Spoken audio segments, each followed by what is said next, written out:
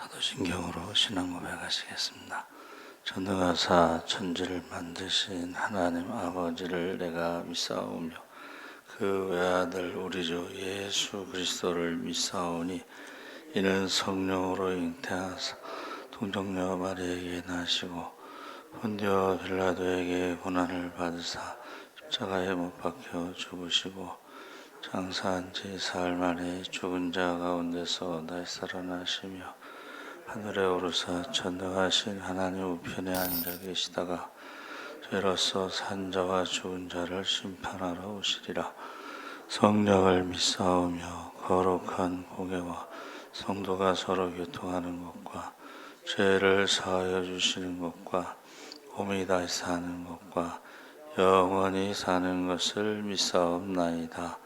아멘. 찬송가 195장 찬송하시겠습니다.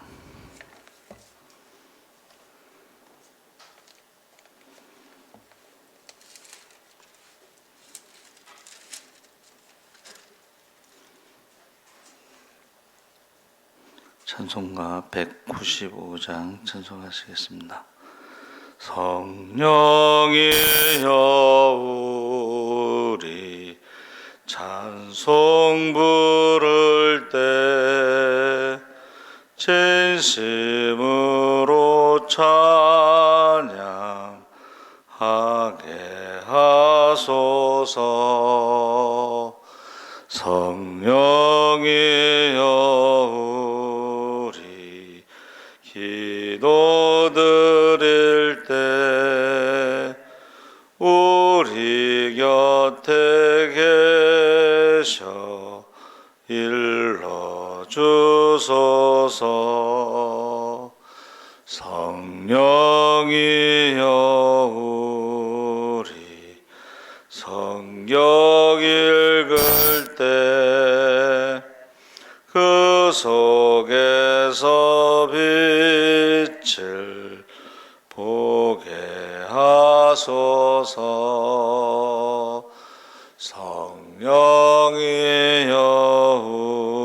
우리 전도할 때에 지혜로운 말씀 주시옵소서. 성령이여 우리 겸손해져서 우리 주와 같이 되게 하소서. 아멘. 하나님의 말씀은 로마서 8장 22절에서 27절까지 말씀을 보겠습니다. 신약성경 250쪽에 있습니다.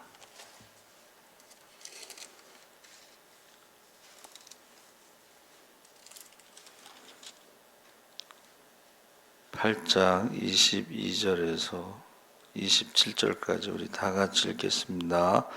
피조물이 다 이제까지 함께 탄식하며 함께 고통을 겪고 있는 것을 우리가 아느니라.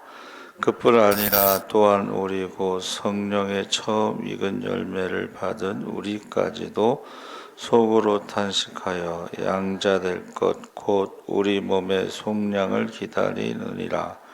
우리가 소망으로 구원을 얻었음에 보이는 소망이 소망이 아니니 보는 것을 누가 바라리요.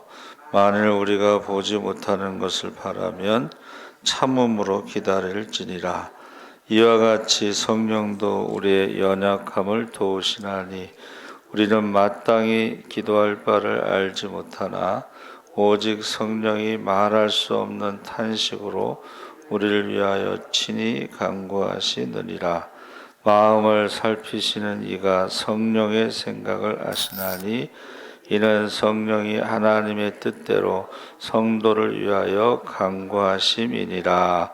아멘. 할렐루야. 잘 오셨습니다. 감사합니다. 오늘 말씀의 제목을 사순절 성령으로 우리가 말씀을 나누려고 합니다. 프랑스의 유명한 화가 고라는 사람이 젊었을 때 광산에 들어가서 전도사 일을 한 적이 있었습니다. 그런데 광부 한 사람이 물건을 포장했던 천으로 셔츠를 만들어 입고 다닙니다. 그 천에 취급주의, 부서지기 쉬움. 옛날에는 옷이 없어가지고 그렇게 했다는 거죠. 원래 그 청바지 있죠? 청바지도 원래 광산 노동자들이 입던 바지야. 이게 굉장히 질겨가지고 떨어지지 않는. 그래서 사람들이 취급주의, 부서지기 쉬움이라는 그 글을 보면서 놀린 거죠. 취급주의, 부서지기 쉬움. 근데 이 고가 전도사 일을 하면서 생각해 보니까는 인간을 향한 가장 솔직한 진리라는 사실을 느낀 거예요. 그러니까 우리가 성경에는 사람에 대해서 연약한 질그릇이라는 그 표현을 쓰죠. 질그릇 여러분 아시죠? 이렇게 부딪히면 금방 깨지잖아요. 그렇죠? 그래서 항상 우리는 취급주의를 해야 된다. 특히 가까이 있으면 부딪히고 상처 주고 깨지고 싶습니다. 가까이 있는 사람들이 항상 조심해야 된다. 그래서 겉으로 힘이 있는 것 같아도 내면은 한없이 약한 것이 인간입니다. 서로 취급주의를 해야 하는데 가장 가까운 사이, 부부 사이도 또 부모와 자식 사이에도 서로 취급주의를 해줘야 하고 성도와 성도 사이에도 취급주의를 해야 됩니다. 그래서 유럽을 정복했던 영웅 나폴레옹도 집에서는 부인 조세핀의 무릎을 붙잡고 울 정도로 약한 사람이었다. 또 한때 세계를 정복했던 무하마드 알리 권투 선수 있죠? 그가 파킨슨병에 걸렸을 때에 이 파킨슨병은 이제 이렇게 잘 걷지 못하고 이렇게 움직임이 둔해지는 거죠.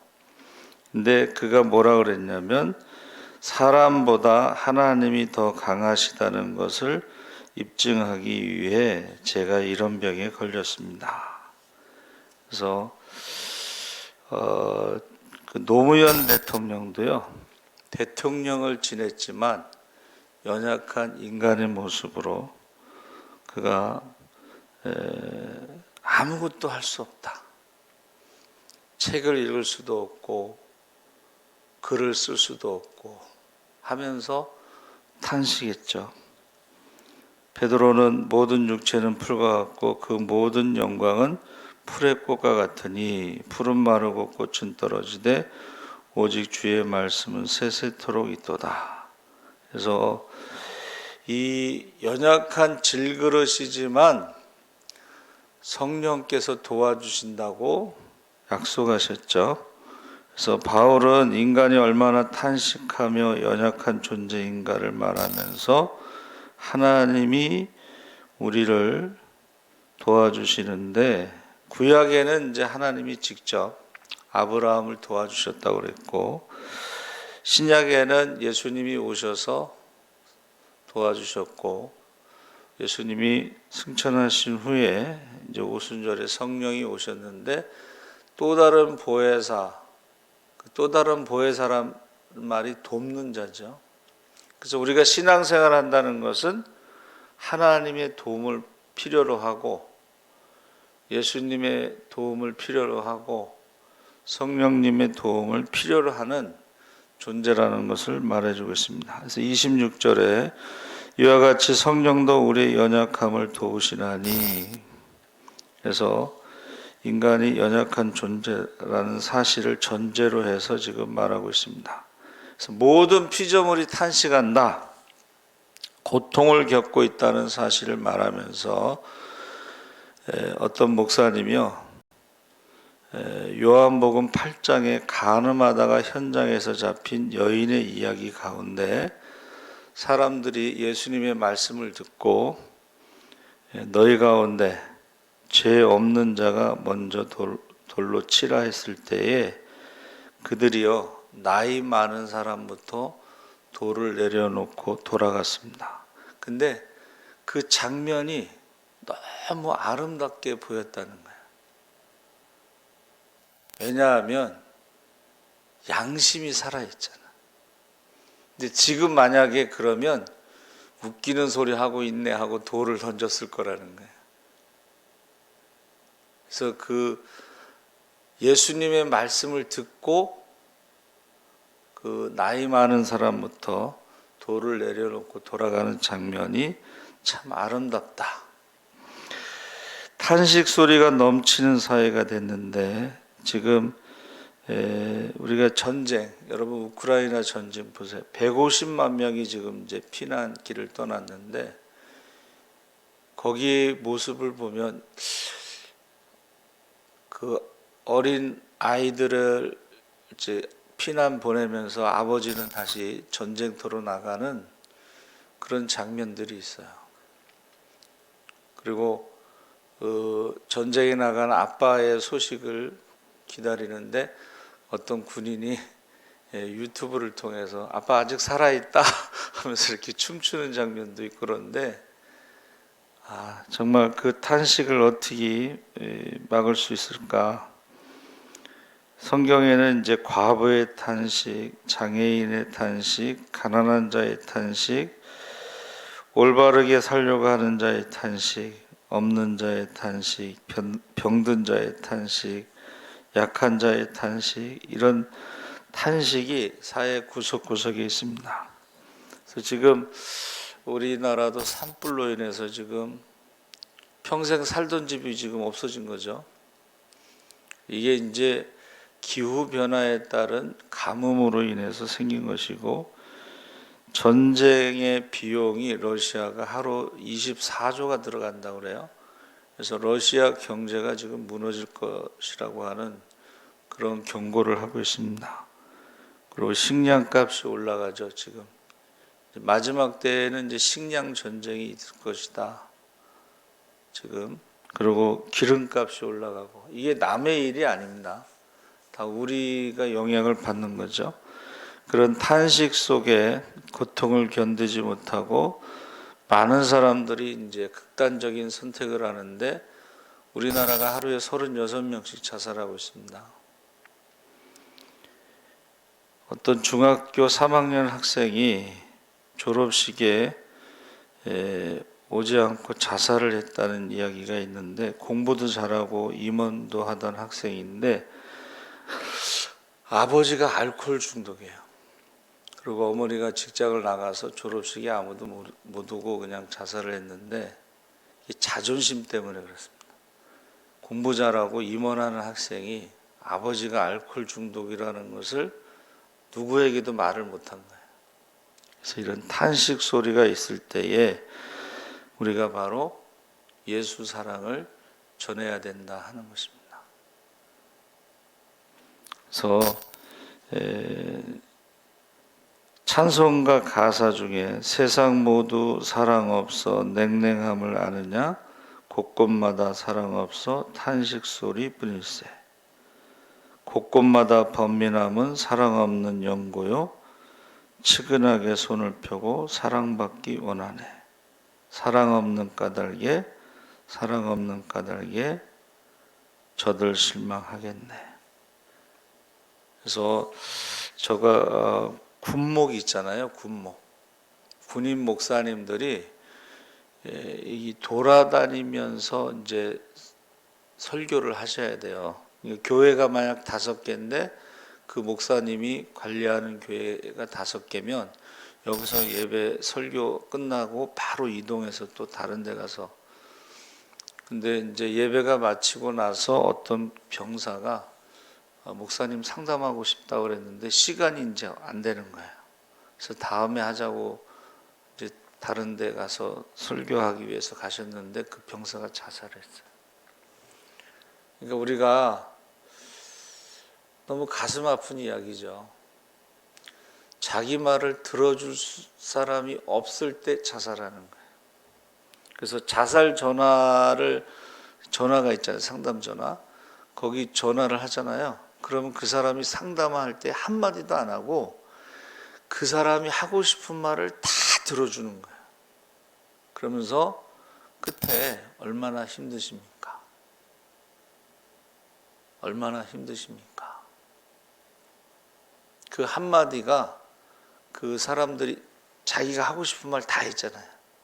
그리고 누군가 자기 말을 들어줬잖아요. 그리고 얼마나 힘드십니까? 그 말에 그들이 이제 그 위기를 넘길 수가 있습니다. 그래서 이 탄식하는 그 고통이 무엇인가?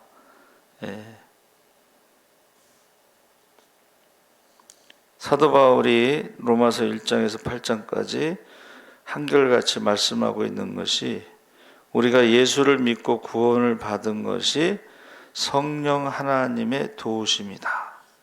그래서 모든 죄가 다 용서받을 수 있지만 성령을 거역하면 용서받지 못한다는 말이 구원받을 수 없다는 뜻입니다. 성령께서 계속 우리를 교회로 인도하고 예수님께로 인도하고 예배로 인도하는데 대개 이제 우리가 전도 나가잖아요. 그럼 다음에라는 말을 써요. 다음에 갈게요. 그런데 이제 제가 여기 처음 왔을 때 일주일에 한 번 전도를 나갔는데 다음에 갈게요 그러고 다음 주에 가면 죽은 사람들이 있어요. 그래서 어떤 연세 드신 분 아니 어떻게 돌아가셨어요? 그랬더니 목욕탕에서 넘어져 가지고 뇌진탕으로 돌아가셨다. 요 교회 바로 요 위에 살던 분이신데, 그리고 또 한 분은 그 식당 하시는 분이에요. 그분도 역시 다음에 간다고 이제 얘기하죠. 근데 그 다음 주에 갔는데 돌아가셔서 어떻게 돌아가셨어요? 그랬더니 회를 먹었는데 간 디스토마에 걸렸대요. 그래서 응급실로 이제 119 타고 응급실로 갔는데 도착하자마자 돌아가셨대. 근데 그 간 디스토마가 얼마나 무서우냐면 온몸이 다 까맣게 타서 죽었더라고요.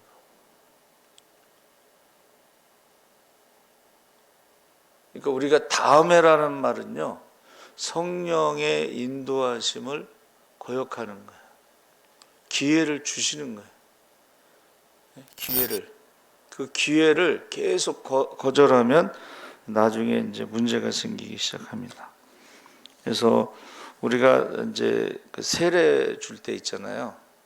보통은 그 전에 1년 정도 교회를 나오고 6개월 정도 학습을 지나서 학습하고 이제 세례를 주는데 예외가 있어요. 임종 직전에 있는 분은 1년 동안 기다렸다 세례 줄 수 없잖아. 그러니까 임종 직전에 있는 분은 세례 줍니다. 그리고 전쟁터에 나가기 전에 군인에게 세례 줍니다. 그리고 원양어선 타고 가는 사람에게 세례 줍니다.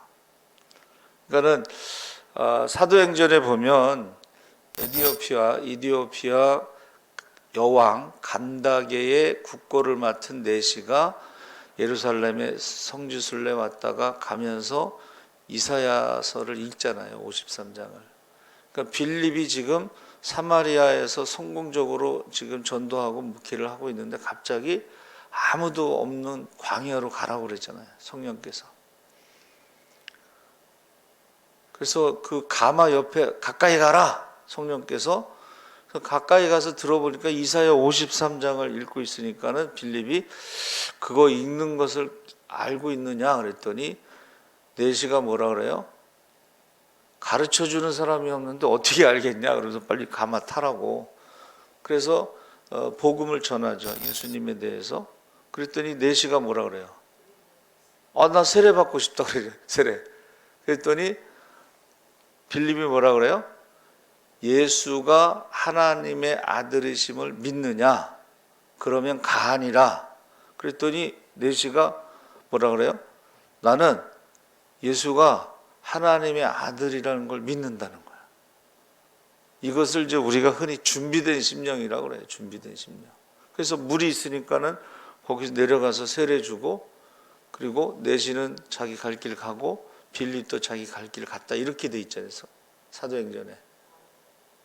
그러니까 어제 이제 우리 김추혁 권사님 외숙모님이 김추혁 권사님이 이번 부활주일에 세례 받으면 어때요? 그랬더니 아직은 아니라고. 이제 교회 오신 지 얼마 안 됐으니까. 그래서 제가 사도신경을 외우십니까? 그랬더니 못 외운대요. 74세신데. 그래서 그러면 사도신경을 외우세요. 그리고 기독교는 사도신경을 믿는 거니까 사도신경을 첫 번째는 외우고 두 번째는 그것을 믿으시면 세례를 받을 수가 있습니다. 연세가 많으신 분들은 다음으로 이제 미루지 않고 되도록이면 빨리 사도신경을 암송하고 그것을 믿고 세례를 빨리 받는 게 좋아요. 다음에 어떻게 되실지 모르잖아요. 그래서 지금 어느 집사님이요, 자기 어머니 돌아가셨을 때 세례 받았느냐고 딱 물어보더라고. 근데 그 어머니가 암이었어요. 그래서 제가 세례 받으시라고 그러니까는 다음에 받을게요 하고 돌아가신 거예요. 근데 그 딸이 제 첫 번째 물어본 게 세례 받으셨냐고. 그래서 제가 안 받으셨다고 그러니까 고개를 푹 숙이더라고. 그리고 나서 이제 시간이 흘렀어요. 근데 갑자기 문자가 왔어요. 목사님, 쌀을 보내드리고 싶어요. 맛있는 쌀을. 그러면서 또 교회 헌금도 하고. 그 어머니 때 장례식 치르고 나서 시간이 흘렀는데 이제 그 생각을 하면서 이 코로나로 인해서 예수님이 오실 때가 가까웠다고 하는 재림 신앙을 갖고 있어가지고 이제는 이제 작은 교회를 돕고 싶고 그렇게 이제 말씀하시더라고. 그래서 여러분, 이 탄식이라는 것에 성령의 탄식이 있어요. 우리를 도우려고 하는. 근데 그 돕는 것 중에 첫 번째가 바로 기도라는 거예요. 우리가 기도할 수 없을 때 있잖아요. 한나가 기도를 하지 못하고 입만 동동동동 할 때에 엘리 제사장이 술을 끊으라 그랬더니 한나가 저 술 먹은 게 아닙니다. 기도할 수 없을 때가 있습니다. 그때에 성령께서 우리의 기도를 도와주신다. 그렇게 말씀하신 것입니다. 그래서 연약함을 도와주시는데 그 연약함 중에 가장 첫 번째가 기도할 수 없을 때에 성령께서 우리의 기도를 도와주신다. 그래서 저와 여러분이 이제 보통 기독교는 술 담배를 못하게 하잖아요. 그러면 이게 자기 힘으로 술 담배를 끊을 수가 없어요, 그렇죠? 근데 대개 이제 남자들은 술 담배 끊은 다음에 갈게요 이렇게 핑계를 대요. 술 담배를 끊고 올 수는 없어요, 자기 의지로. 여러분, 그 담배 광고 요새 나오는 거 아세요? 내가 이제 올해는 담배를 끊어야지. 결혼하면서 내가 이제 결혼했으니까 담배를 끊어야지. 이제 아기가 태어나니까 아기도 태어났으니까 내가 담배를 끊어야지. 내가 담배를 안 끊으면 성을 간다. 근데 계속 못 끊는 거예요, 그 광고 내용이. 여러분, 만약에 술 담배를 끊고 교회에 오겠다고 하는 사람이 있으면 교회에 오면 내 힘으로가 아니라 성령께서 술 담배를 끊게 해주신다. 할렐루야. 내가 하는 게 아니라는 거예요. 내가 할 수 있다는 게 아니라는 거예요. 이 중독이라는 게요, 금연 그 학교에서 뭐라고 가르치냐면 내가 담배를 10년 피웠잖아요. 10년 동안 피지 않아야지 그게 완전히 끊는 거라는 거예요. 만약에 10년 동안 담배 핀 사람이 5년 동안 끊었다가도 또 스트레스 받고 열받는 일이 있으면 다시 또 담배 핀다는 거예요. 그러니까 자기 힘으로 하는 게 아니라는 것을 우리가 전도할 때요, 내가 끊고 가겠다는 건 핑계고 오면은 하나님께서 끊게 해주신다. 그래서 술 많이 먹는 분들을 전도하는데 어느 권사님은 술을 사가지고 기도를 해요. 하나님, 이 술을 먹고 술을 끊게 해주세요. 우리가 생각할 때는 이해가 안 가는데, 술 좋아하는 사람들 술을 갖다 주는데, 그 술을 먹고 그 다음부터 술을 먹고 싶은 마음이 없어지거나 술이 별로 이렇게 땡기지 않거나 뭐 이러면서 술을 끊는 경우 제가 봤어요. 그래서 저와 여러분이 우리가 할 수 없는 것을 성령께서 도와주시는구나. 그 중에 하나가 바로 기도를 도와주신다. 그래서 우리가 기도할 때요, 보통 일반적으로는 뭐 5분 기도하기가 힘들어요, 사실은. 그런데 성령 받고 나잖아요. 그럼 밤새도록 기도할 수도 있고 며칠을 기도할 수도 있고 막 그래요. 물론 성령 받기 전에도 마가다락방에서 오순절에 일주일 정도, 6월절에 돌아가시고 부활하시고 40일 동안 있었으니까는 오순절이 한 일주일 정도 남겨두고 어떻게 해요? 사도들과 더불어 마음을 같이하여 전혀 기도에 힘쓰니라. 이런 상황에서는 성령 받기 전에도 기도를 할 수가 있지만 보통은 기도를 그렇게 오래 할 수가 없어요. 근데 우리가 성령 받으면 기도를 오래 할 수가 있어요. 또 깊이 할 수가 있어요. 왜냐하면 우리가 성령께서요, 우리에게 기도 제목들을 이렇게 주셔요. 그리고 제가 이제 기도에 대해서 물어보는 성도들에게 뭐라 그래요? 이름을 부르면서 기도하세요. 그러면 이게 이름을 많이 기억하는 사람들은 기도를 많이 오래 할 수가 있어요. 그래서 제가 존경하는 어느 목사님은 본인이 개척하고 1,500명까지는 매일 새벽에 이름을 부르면서 기도했다. 그래서 이제 이렇게 주일날 이렇게 어느 청년이 지나가길래 그 목사님이 이름을 딱 말하니까 깜짝 놀래더래요. 아니 교인이 몇천 명 되는데 자기 이름을 목사님이 기억하고 부르신다는 거에 대해서 깜짝 놀래요. 매일 이름을 부르면서 기도하니까 저희는 이제 처음에 영혼의 일기라고 그래서 그 태신자 운동하려면 돈이 들어가니까 영혼의 일기는 전도 대상자나 우리 성도들 가족들의 이름을 부르면서 영혼의 일기라고 그래서 매일 기도하는 거예요. 근데 얼굴은 몰라도 이름은 기억하잖아요. 이름. 그래서 딱 만났을 때 네가 누구니? 그래도 깜짝 놀래. 목사님이 나 한 번도 본 적이 없는데 어떻게 내 이름을 아시지? 매일 이름을 부르면서 기도하니까는. 그래서 우리가 그 태신자 운동하기 전에 그 구역에서 자기들이 전도 대상자를 놓고 기도를 해요. VIP 명단을 작성해서. 그런데 그 사람을 이제 교회에 초대하기 전에 구역 예배에 초대해서 같이 예배 드리는데 그 사람을 위해서 VIP를 위해서 집중적으로 기도하는데 그 사람의 가족들 뭐 진짜 뭐 사돈의 팔촌까지 막 이름 부르면서 기도하면 그 사람이 얼마나 놀라겠어요. 그렇죠? 네. 그래서 저와 여러분이 우리가 이 사순절에 성령은 우리의 기도를 도와주시는 분이시다 하고 우리가요 성령 받기를 충만하기를, 성령의 세례를 한 번 받지만 예수 믿을 때 우리가 성령 충만은 반복되는 것입니다.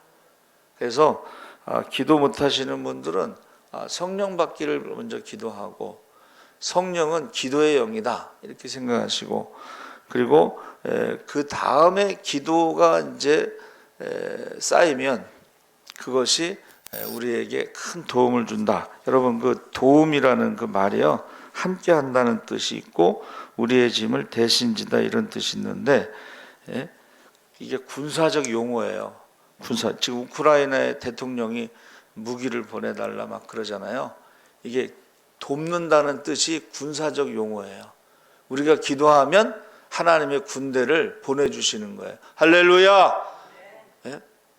그래서 조력이라는 단어를, 도움이라는 그 한문 조력이라는 단어를 제가 찾았더니 그 조자가요 재물을 쌓다 이런 뜻이에요. 그러니까 예배를 쌓는 거예요.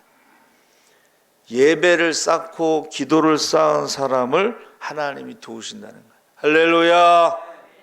그러니까 기도가 쌓이면, 기도 통장에 기도가 쌓이면 하나님이 그 기도의 양만큼 도와주신다. 예배가 쌓이면 그 예배의 만큼 도와주신다. 그래서 찬송가 가사 중에 믿음으로 사는 자는 하늘 위로 받겠네. 무슨 일을 만나든지 만사형통하리라. 할렐루야. 살아계신 하나님 아버지 감사합니다. 사순절 성령은 우리의 기도를 도우시는 영입니다. 기도가 쌓이고 예배가 쌓이면 하나님께서 하나님의 군대를 보내셔서 우리가 영적 싸움에 승리하게 하실 줄 믿습니다. 야곱이 20년 동안 기도를 쌓아서 마하나임에서 하나님의 군대를 보내셔서 에서로부터 400명의 군사로부터 야곱을 지켜주신 것처럼 우리의 기도가 쌓이게 하시고 우리의 예배가 쌓이게 하시고 하나님의 군대를 보내주시옵소서. 감사